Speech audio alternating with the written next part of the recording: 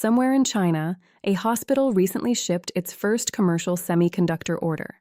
Not medical chips, not sensors for an MRI machine.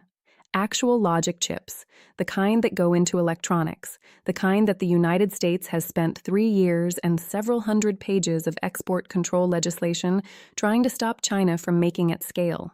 The building had patient wards. It had, presumably, a cafeteria. It had the kind of institutional facade that makes satellite analysts write medical facility in their notes and move on. And somewhere inside it, behind whatever thermal signature a cleanroom produces when it's hidden inside a structure designed to look like healthcare, a fabrication line was running. Take a moment with that. Not because it's shocking in a hand-wringing way, but because of what it tells you about the gap between Washington's mental model of how sanctions work and what is actually happening on the ground. The U.S. Commerce Department's Bureau of Industry and Security has added over 600 Chinese entities to its export control lists since 2020. The logic was straightforward: cut off the equipment, cut off the talent pipeline, cut off the advanced node access, and Chinese semiconductor capability stalls somewhere around 2019-era technology, while the rest of the world pulls further ahead. It was a clean theory, elegant even. The hospital disagrees. What's unfolding here isn't just one facility making chips under unusual zoning circumstances. It's the visible edge of a much more deliberate strategy, and the hospital compound is the detail that finally makes the broader pattern impossible to ignore. China isn't trying to fight the sanctions head-on anymore. It stopped doing that around 2022. What it's doing instead is structurally messier, harder to track, and in several ways, more effective. The entity lists assumed a certain kind of adversary, one that builds identifiable chip fabs, registers them with known subsidiaries, sources equipment through traceable supply chains, and generally behaves like a company that expects to operate in a world with rules. That adversary was always a fiction.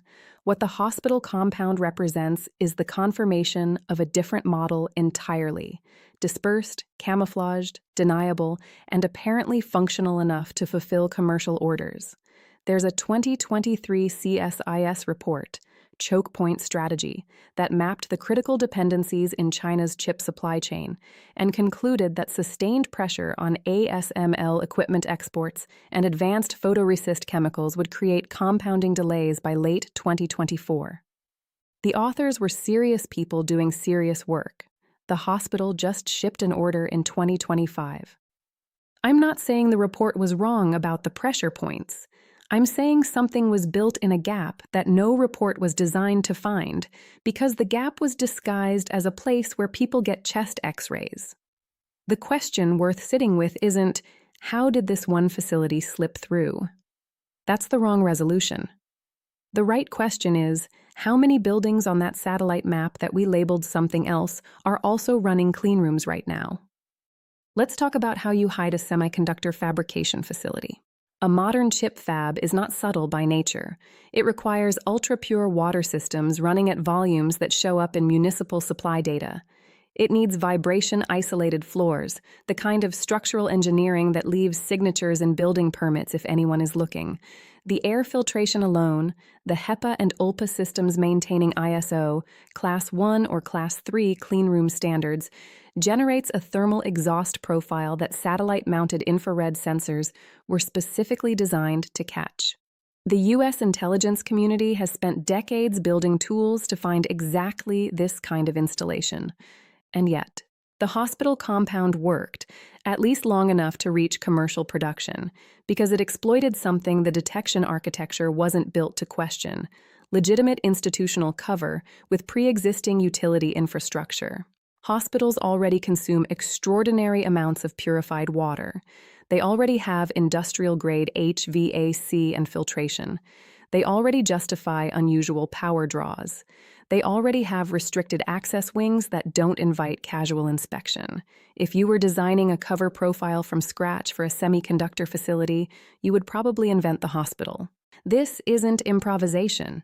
The decision to embed within existing infrastructure, medical, academic, municipal, reflects a doctrine that has been quietly taking shape inside China's industrial policy apparatus since roughly 2021, when it became clear that the Biden administration's export controls were not a temporary negotiating position, but a structural feature of U.S.-China relations going forward. Here's the specific mechanism worth understanding. China's Ministry of Industry and Information Technology runs a program formally called the Little Giants Initiative, Zhuanjing Teixin in Mandarin, that identifies small and medium enterprises with specialized capabilities and fast-tracks them for subsidies, land allocation, and regulatory flexibility. By 2023, over 10,000 companies had been designated. The program was publicly framed as industrial competitiveness policy. What it also created, quietly, was a distributed network of mid-tier manufacturers with government backing, flexible facility profiles, and no obvious connection to the entities already on American watch lists. The hospital fab almost certainly didn't appear in any MIT IT announcement. That's the point. The Little Giants program created the bureaucratic grammar, the institutional logic of embedding advanced manufacturing inside non-obvious structures, and individual actors filled in the vocabulary however local conditions allowed. A small detail worth holding on to: in Shenzhen's Longhua district in 2022, a building registered as a Precision Optics Research Center for an institute attached to a mid-tier university was later identified by a Taiwan-based supply chain intelligence firm as a front-end wafer processing facility. Not a full fab, front-end only, which means it was designed to be one node in a distributed production chain rather than a standalone plant. The commercial order from the hospital compound suggests we're now past the experimental phase of that model. Someone ran the distributed chain end to end and got product out. Washington's response to these revelations has followed a consistent and somewhat predictable arc. Discover the facility, add the entity to a list, issue a statement about the robustness of export controls, and begin the 18-month process of figuring out how the equipment got there in the first place. By which point, of course, the equipment is already installed, already running, and the next facility is already under a different roof. The sanctions were designed to be a wall. What they've actually built through the pressure they've applied is a very strong incentive to become very good at finding doors. The uncomfortable arithmetic here, and I'll get specific about the numbers in the next part, is that you don't need to match TSMC's yield rates or Samsung's node density to matter strategically. You need to be good enough at scale across enough dispersed facilities that the aggregate output crosses the threshold of self-sufficiency in the categories that count most. The hospital isn't trying to beat 3 nanometers. It's trying to make sure China never has to ask permission for the chips that run the things that matter. What those things are and how close that threshold actually is, that's where this gets uncomfortable. Here's where I want to complicate my own argument for a moment, because the easy version of this story is China is winning the sanctions war, and that's not quite right either. The distributed fab model has real costs. A clean room hidden inside a hospital compound is, almost by definition, a clean room that cannot be easily scaled, audited for yield, or upgraded when the next process node requires new equipment. Semiconductor manufacturing is not a craft you can practice in fragments. The reason TSMC's fabs are enormous, purpose-built, and geographically concentrated isn't aesthetic preference.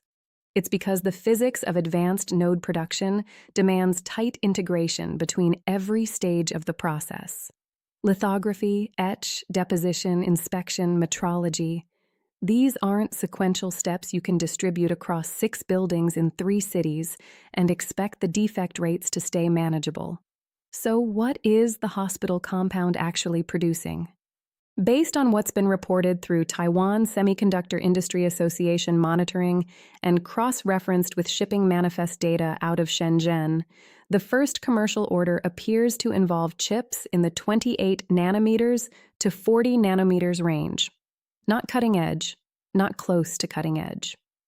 But here is the number that reframes the entire conversation. Approximately 70% of the chips used globally in automobiles, industrial controllers, defense electronics, and communications infrastructure operate at 28 nanometers or above. Sit with that for a second. The entire Western narrative around semiconductor competition has been fixated on the leading edge. 3 nanometers, 2 nanometers, the Angstrom era, ASML's high-NA EUV machines that cost $380 million each and require 40 shipping containers to deliver. That's a real competition, and it matters. But while that argument has consumed most of the policy bandwidth, the more immediately consequential battlefield, mature nodes, the 28 nanometer to 180 nanometer range that actually runs most of the world's functional technology, has been progressively populated by Chinese capacity that nobody put on an entity list because it didn't seem threatening enough. SMIC, China's largest foundry, crossed 60% domestic market share for mature node production in 2024. That figure comes from a Rhodium Group analysis published in February 2025. The distributed facilities, the hospital compounds, the optic centers, the university-adjacent cleanrooms are additive to that number, not captured within it. Which means the real Chinese mature node capacity is higher than any single public figure currently reflects. This is the reversal. The sanctions have been largely effective at their stated target, keeping China away from sub-7 nanometer production at volume, while being structurally blind to the ground that was being taken everywhere below that line. The policy succeeded in defending the mountaintop while the valley was quietly occupied. Now, here's where I want to be precise about uncertainty, because intellectual honesty requires it. We don't have confirmed yield data from the hospital compound. A facility that shipped its first commercial order may be running at 40% yield, which in semiconductor terms means 60% of what it produces is garbage, and the economics only work because the land, the utilities, and probably some portion of the labor are subsidized by entities that don't need the facility to be profitable in the conventional sense. That's a meaningful caveat. A subsidized, low-yield distributed network is not the same thing as a self-sufficient, high-efficiency industrial base. But here's what makes that caveat less reassuring than it sounds. Yield improves. It always improves. The first year of any new fab's operation is the worst its yield will ever be. TSMC's early 5 nanometer yields were, by current standards, embarrassing. The hospital compound's first commercial order isn't the destination. It's the proof of concept that justifies the next 10 facilities of the same type. There's one more thread I want to pull on because it connects back to something from part 1 that deserves a harder look. I mentioned the CSIS Choke Point Strategy Report and its confidence in compounding delays by late 2024. The report's core assumption was that China's semiconductor ambitions were centrally coordinated and therefore centrally vulnerable, that cutting the head would slow the body. The hospital compound suggests the organizational model has already mutated past that assumption. There may not be a head to cut anymore.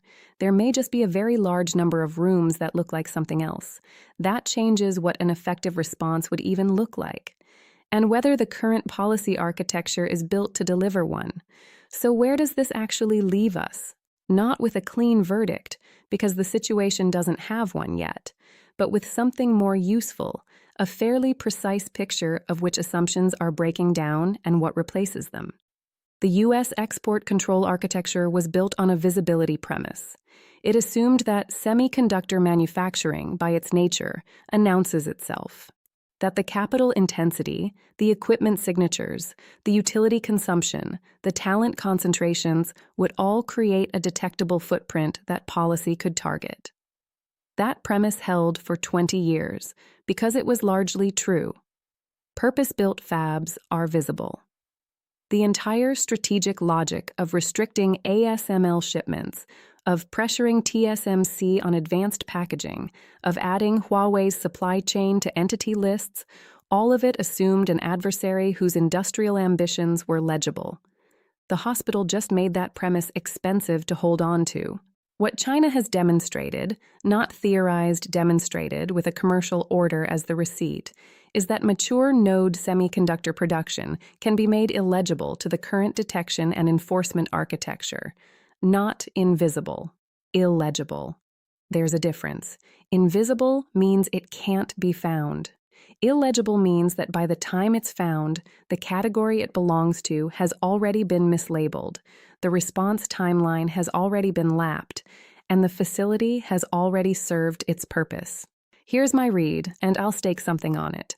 Within 36 months, the U.S. Commerce Department will announce a significant expansion of its export control framework, specifically targeting dual-use facility classifications, medical, academic, municipal infrastructure, in an attempt to close the institutional camouflage gap. It will be a serious effort, staffed by serious people, and it will be approximately 2 years behind where China's evasion doctrine will be by the time it's implemented. Not because the people writing the policy are incompetent, because the response cycle for democratic institutional policy runs at a fundamentally different clock speed than the construction cycle for a hidden cleanroom. That's not cynicism, that's just the arithmetic of how these two systems operate. The deeper question, the one I keep returning to, is whether mature node self-sufficiency changes the military and economic calculus around Taiwan in ways that haven't been fully priced in yet. The standard Western deterrence argument rests partly on the assumption that China cannot afford to disrupt TSMC's output because it depends on that output. Every percentage point of domestic mature node capacity that comes online through SMIC, through the Little Giants network, through hospital compounds and optics centers and whatever comes next, quietly erodes that dependency. Not to zero, not soon, but directionally, steadily, in a way that the leading-edge competition narrative consistently fails to capture because it's looking at the wrong part of the stack. The chips that came out of that hospital compound will not go into a smartphone that competes with Apple. They will go into something that runs reliably at scale without requiring a purchase order that crosses a border the U.S. government monitors. That's the product. That's what was actually manufactured. One last thing, and this connects back to the opening, to that satellite image with medical facility written in someone's notes. The analyst who labeled it wasn't wrong with the information available. The label was reasonable. That's precisely the problem. The strategy exploits the reasonable assumption, the sensible inference, the label that fits 99 times out of 100. It doesn't require deception to be brilliant. It just requires that the other side keeps making reasonable assumptions. Washington released updated export control guidance in March 2025, 43 pages. China's response was to ship more chips. If you've been thinking about how industrial strategy actually works beneath the headlines, share this with someone who still thinks sanctions are a wall. And if you want the next thread in this story, you know where to find it.